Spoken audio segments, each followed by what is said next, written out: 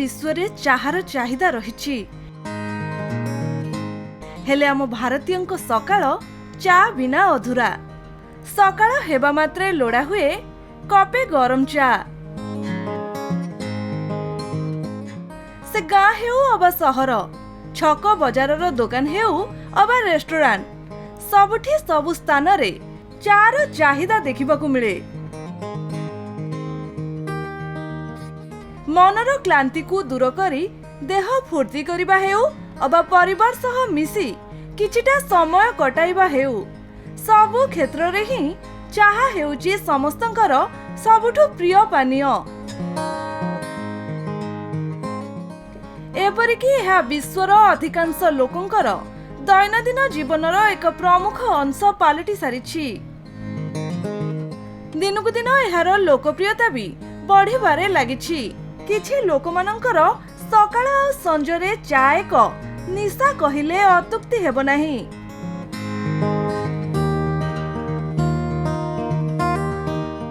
जेतेबेले चार कथा मनकु आसे प्रथमे मने पड़े क्षीर रे प्रस्तुत कड़ा चाहा।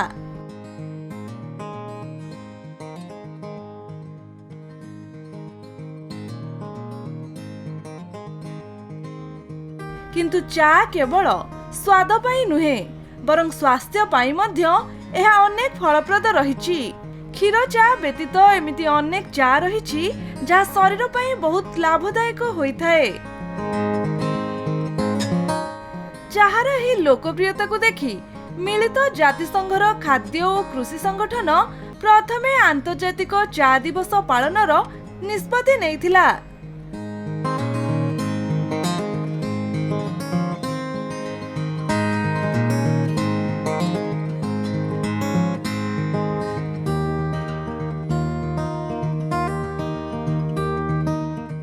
तेबे चलित वर्षर आंतर्जातीय चा दिवसर थीम रहिछि टी फॉर बेटर लाइफ।